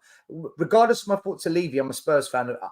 I support Tottenham, not Levy. I support the team, not the regime. I want us to win silverware. And if Levy's the chairman that we win silverware with, brilliant. If not, let's see what the fans do because the fans have got. It'll be interesting. It'd be interesting to see what the fans do if Ange loses 3 or 4 on a spin, which he obviously hasn't done yet, and everything's still good around the place right now. If he loses 3 or 4, how quickly do they turn on him, right? Well, that is one thing I've definitely noticed doing this. Spurs fans, along with Arsenal fans and maybe a bit of Liverpool, are probably the most toxic ones out there. Because I've seen a lot of Spurs fans go back and forth in 5 minutes. 1 Yeah. minute we're doing excellent, we're doing perfect. Next minute we lose 3 games, and it's like, oh, he's got it wrong. And I mean, people you start do a lot changing more their of these ideas. podcasts than me, Dan, so you might have a different experience from me. But when I've watched podcasts, I tend to think Spurs are actually a bit more logical and a bit more sensible than the fan bases of those clubs you mentioned, like Arsenal and Chelsea. I mean, we're so much more sensible than them when it comes to reacting to things in life, you know.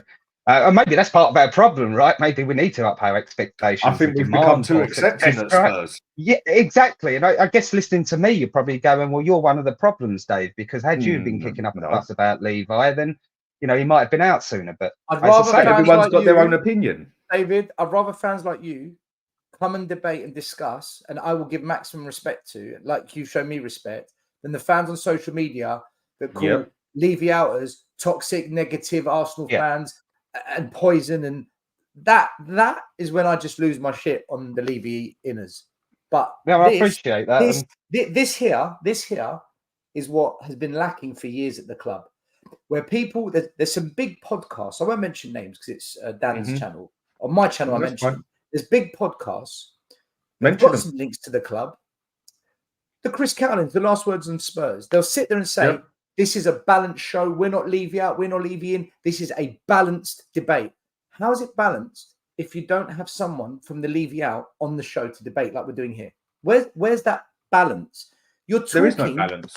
What they do is they say, this is what the Levy outers think. How do you know there's no one on the show doing that? Yeah. Just like there's some channels that say, oh, you know what the Levy inners think? Well, how do you know they're not on the show? It works both ways, doesn't it? This is what's needed at Spurs. Shows where, and credit to Dan for putting it together, more Levy in, Levy out debates where you've got inners and outers on there discussing. Because at the end of the day, both have come up with some solid points. Fans. We're both Spurs fans at the end of the day. We'll be respectful. Yeah. But when it's just not like this, face to face on socials, it's warfare, man. It's absolutely stinks. I was really worried to come on this because it's my first ever one. I know me and Dan put that short one together, but we didn't record that live, right? So no. A bit less nerve-wracking in this one. And I was coming in and just before I'd even said anything, Levi out, thinking, oh, I'm gonna get caned here, aren't I?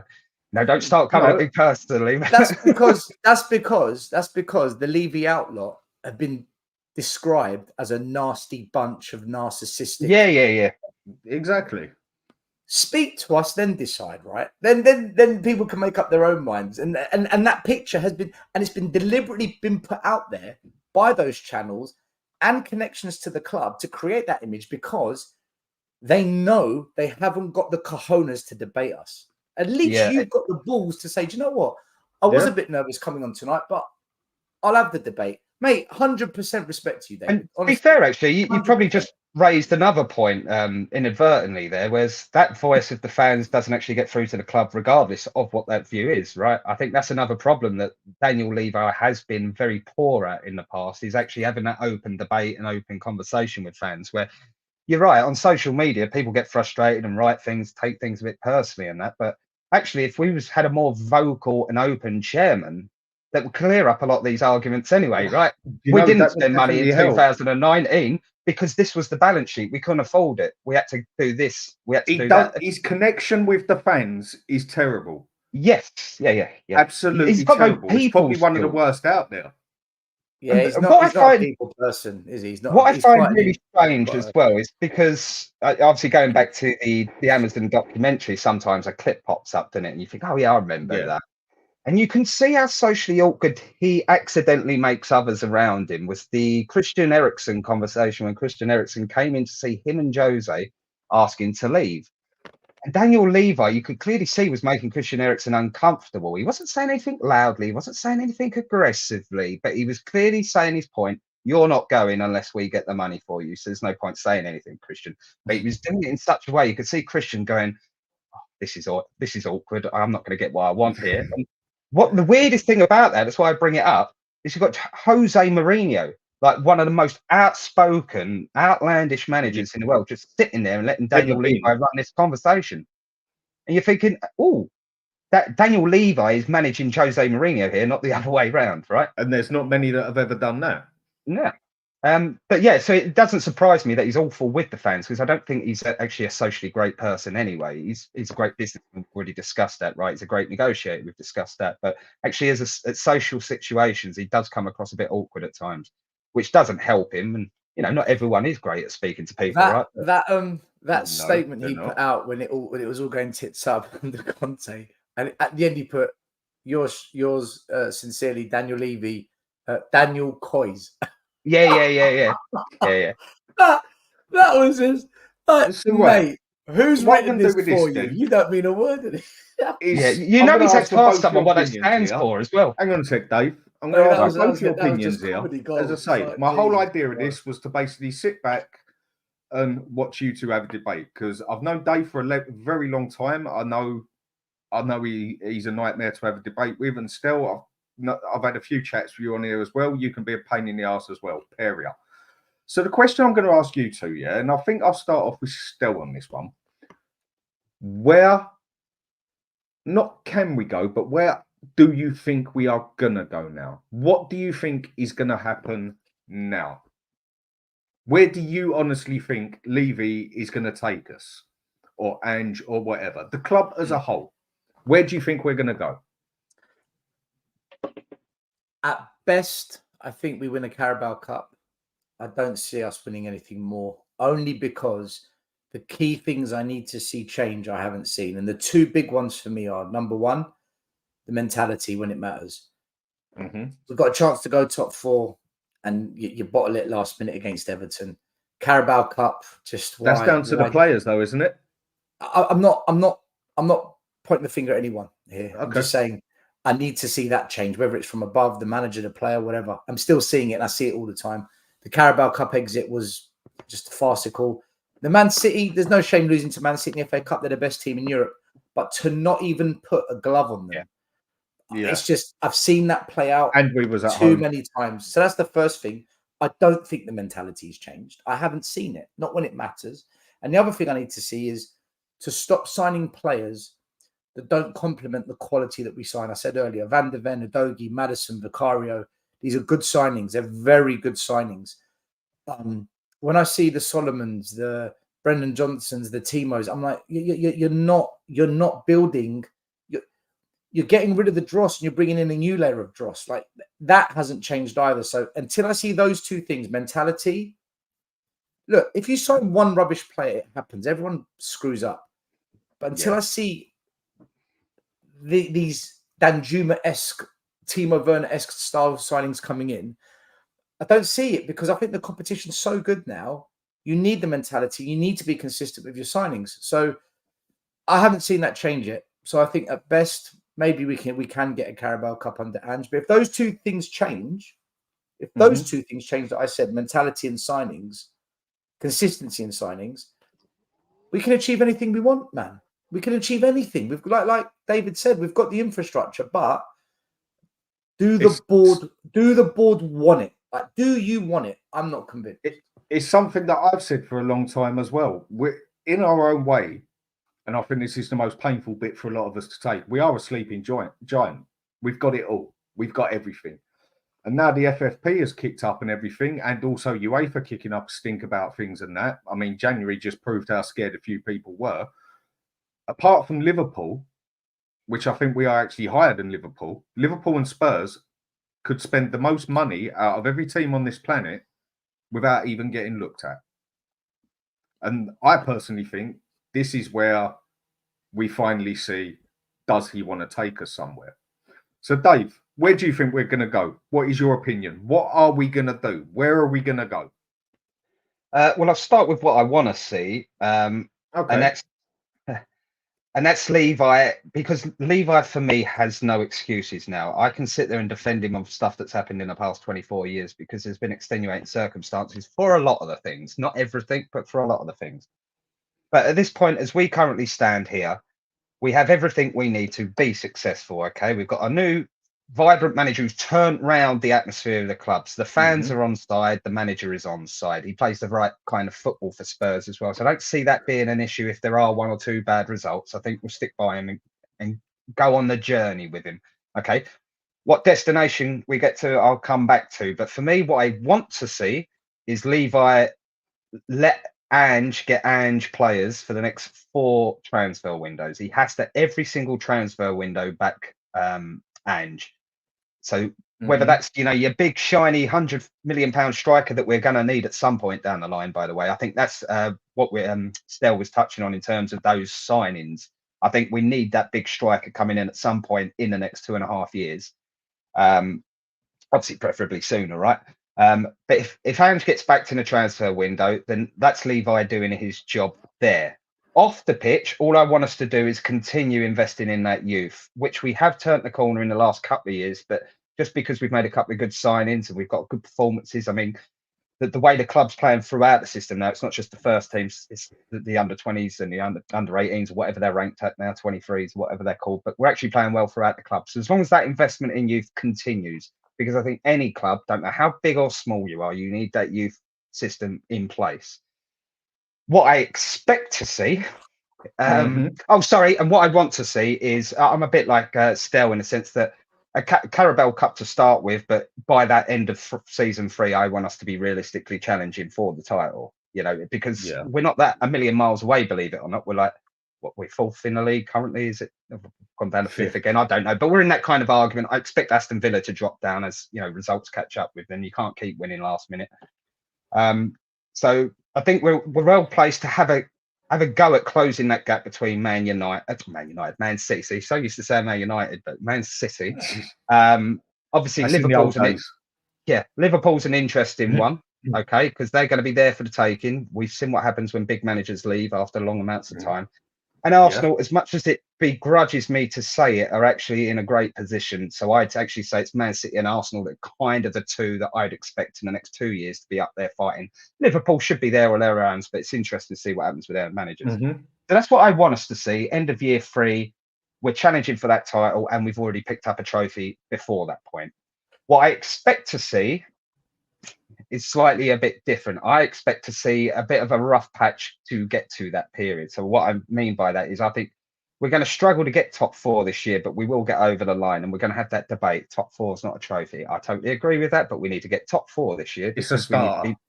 We need to be moving upwards and onwards. You know, it's that philosophy, and this is why I think I agree.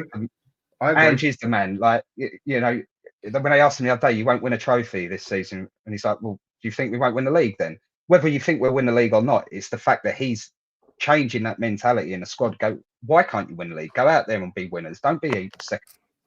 But what I think will happen is we're going to struggle. And the issue we've got is the Carabao Cup and the FA Cup are lotteries, ultimately, right? There's still 2 teams in there currently that are probably better than us. And we've obviously drawn Man City in the FA Cup.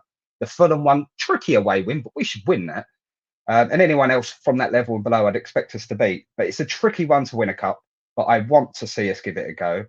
But I expect us to be top 4. And this is what I want. I'm expecting us to be top 4 for the next 3 seasons. And for Daniel Levi, that will probably be enough. But if at season 3, we're actually challenging for that title, and I don't mean, you know, finishing 15 points behind, I mean going into the final game of the season within a chance of winning the league, then we like Liverpool have done, basically. Exactly. Like, that's where I expect us. That's what I want to see, but I expect us to be top 4 anyway, even if everything doesn't go to plan. I still think I don't see us going down. I don't see us going 6th, 7th. I want to speak too soon on that, but I don't expect us to go downwards. I do see us on an upwards trajectory. It's just whether it happen quick enough to sort of quench Stel's sort of thirst for trophies. I've got a thirst for trophies. Haven't we all?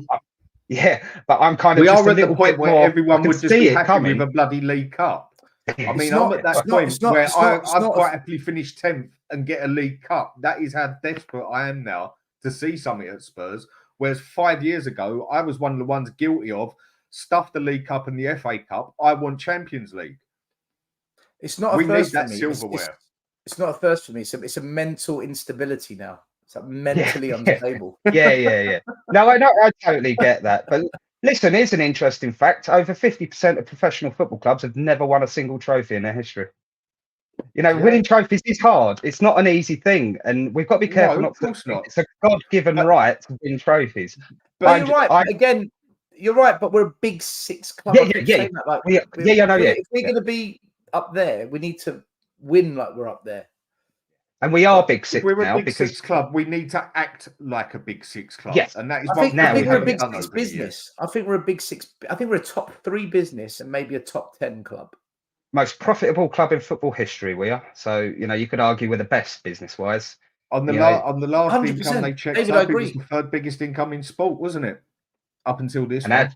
our chairman's pushing the rules through for FFP to knock down Chelsea. So like he's played the long game. That's what I mean. He's got no excuses now. His long game is coming to fruition at this period in time. Stadiums there, the FFP's working in our favour. Did you see excuses now, tonight? Levi? Did you see tonight the Premier League clubs held a meeting to stop this profit and sustainability rule, to scrap it? Not I specifically knew there was a tonight, no. meeting of some sort. They had a meeting, to scrap it. Sorry, no, there's a meeting. No, sorry, you're right. There's going to be a meeting to scrap it, but 14 of the 20 clubs all need to agree to scrapping it. And what they're suggesting is to replace it with UEFA's FFP rules, which can I say is a disaster, because the UEFA's rules are that you can spend a percentage of turnover. Well, that means if you're Luton Town, Crystal Palace, You're Fulham, and screwed. well, imagine you make £150 million turnover and you can only spend 60%, so 100 million of it. Yet Spurs, I mean, who make it's absolutely 500 million bonkers anyway. It's absolutely bonkers anyway that you need to. Yeah, I know, but the fact that you need FFP in the first place, right? The fact that we're telling companies not to lose money, that should be the forefront of your thinking if you're a businessman, right, or business lady. Very true. Don't lose money, right? But football is the only industry that runs as a business but accepts losses. You know, financially. Very true. I'll tell you what, if they scrap profit and sustainability rules, if I was Everton, I would take the entire industry to court, because you've slammed us and then you scrap it so no one else can pay the price. Hell well, no. you think of the other thing with that FFP rule. This is why, as long as it's if I was Everton now, Newcastle, I don't feel is nothing to worry about, because Newcastle are never going to be able to have the income of Tottenham. Being up north, whether people like it or not, they're never going to be able to charge the same sort of money we charge on ticket but prices. what if income on the stadiums and that? They're never going to make the same sort of money as we do in London. It depends, Dan. What if Saudi Airlines sponsored the new St James's Park for 500 million? Yeah, I think Man City have closed that loophole. That's what I was about to say. Is that done and that dusted? one's been done. Well, I mean, the thing with the Man City one, it's been so delayed because of so many different charges. It's not like the Everton one where it's just like the one charge. They could put that case together and send it out. So I do understand why the Man City one's taking longer. But Man City are going to be hit by it. Chelsea have got a whirlwind of crap coming their way, financial point. They ain't even going to be able to sell players that are worth 40 million for 40 million. Do you know what? Until it happens, I don't. Until it happens, no, I know. Believe they can't sack Pochettino, because if they sacked Pochettino, that £10 million in compensation will immediately push them over the limit. That's how close they are to it. Do you know what? I never actually looked at it like that, and that's actually a very good point. I must admit, I never looked at it like that. 10 million it will cost, and they're already over the limit anyway. I think it's about. These are journalists creating stories. Until I see, I mean, listen, pinch of salt, right? Isn't it always? And speaking of journalists, you know what I meant, because I assume we've kind of finished the core of the debate. I just wanted to throw a couple of like sort of one-liners out there to see if anyone else is going to pick off this. So a couple of myths that pissed me off in the media. We gave Leicester the league at the Battle of the Bridge. Agree or disagree? Well, until I spoke to you, because that's the myth, right? I thought we did, but until I spoke to you, they officially won the league that day. Yeah, they officially won the league on that day, because at that point we could have overtaken if we won every game thereon in. But the myth in the media, and this is also what we touched on with the Spursy comment as well, and how it sticked, is that even if you go on Wikipedia today, it will say Tottenham lost the chance to win their first league title since the 60s because they drew to Chelsea 2-2. The last 4 games, West Brom, we drew, 2 points dropped. Chelsea drew third to last game, so 2 points dropped. Then we lost our last 2, 6 points dropped. That makes 10 points. We finished 11 points behind Leicester, and Leicester still dropped 4 points themselves in those last 4 games. So had they not dropped them, they would have won by 15 points in the end. Okay, so it's myth that we lost the league because Chelsea drew with us, and this is why I can't stand Chelsea fans, because they can't even. But David, once we after the Chelsea game, we knew we couldn't win the league. Yeah. No, I totally understand that. If we beat Chelsea, I bet we don't lose we lose or draw to West Brom. No, I agree. I agree with you, and it also puts more pressure on Leicester. But then we're talking ifs and buts. What the media will have you believe is we actually lost the league completely on that one fixture. Well, actually, do you think the 2 points dropped against West Brom, the fixture before, was more damaging? You know, because drawing 2 all the way to Chelsea isn't actually a bad result given our history and the context of that. I think the fair wording is Spurs mathematically couldn't win the league after the Chelsea game. I think that's the fair. Yeah. But it's turned in a way that we threw the league away. We didn't throw the league away. Had we won every single game, we'd have still lost the league. We'd have just put maybe pressure on Leicester to maybe drop a few more points. Yeah, but the reason they say we threw it is because we were 2-0 up at Chelsea. We that's what I essentially. But we didn't throw the league away either. And it's I've just seen that comment there. We would never top that season. In fact, how good old bottlers Arsenal were. But that was just one myth. And bringing on to my second myth is the Arsenal. They did not win the league at White Hart Lane, and I can't stand that. Even on Wikipedia, it still says the same. So people will go on there and believe that is the truth. Right, they drew. The only thing they stopped us with doing was us stopping them doing the undefeated season. They'd already won the league weeks before. They ended up, I think it was again 11 points they won the league from. So how did they win the league in their 38th out of 38th game when they've already technically won the league already? Work that one out. We could have just stopped the unbeaten season. That's what we didn't do.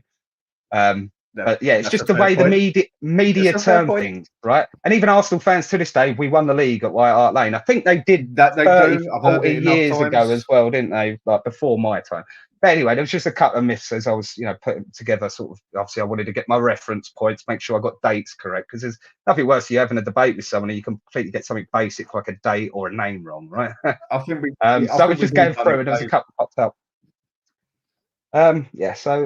Yeah, right. Anyway, I just want to get them two off my chest. Then. What I'm going to do is, after an hour and 43 minutes, I've got what I wanted to see, and that is sit back and watch you two have a good debate that hasn't got abusive for a change and people getting the ump. And, first thing I'm going to say is thank you for everyone coming on. Give us a like. What I'm going to do is put a link on the side, which I've just done, where I'm moving from this channel over to another channel called Hotspur Hood. It's all to do with YouTube and everything, and this channel is going to get changed into something different. So if everyone could go over to the other side and give me a subscribe, please, that'd be appreciated, and a like on here. Right, Stel, where do we find you? What are you up to? You can find me in the corridors of Lily White House looking for Daniel Levy with a meat cleat. No. Tottenham Away is my channel. We do content, Spurs content. Weekly goings on at the club. I bounce around on other channels as well on different shows, but in general, Tottenham Away. Just type Tottenham Away on social media and YouTube, and that's it. Thanks for having me on. Great to meet David as well. It'd be good to maybe if we do this every 6 months to see monitor the progression and see where we go far on the Levy scale if we've shifted and stuff. Yeah, no, that would be good actually. It's been good. Yeah, good to meet you. Really enjoyed that. As I say, I was pretty nervous at the start. You don't know what to expect. But yeah, no, it's been really good. As I say, I've been really enjoyed listening to your views and thoughts and your explanation behind it. And I think it's been done in the right manner where it's been passionate and intelligent. But yeah, it definitely has. So what I'm going to do is, like I say, I think I just got the link there wrong. See, I'm still fresh at all this. Well, there's another one, Hotspur Hood, on there. If you can all subscribe to that, it'd be appreciated. I'll get the link sorted out for the next show I go on. I've just done that totally wrong. And so, Dave, thanks for coming on, mate. Much appreciated. I think you've stood your ground nicely and you've made some solid points. Stel, as usual, always fun to do something with you. Everyone else, good night and come on, you Spurs. come on, you Spurs.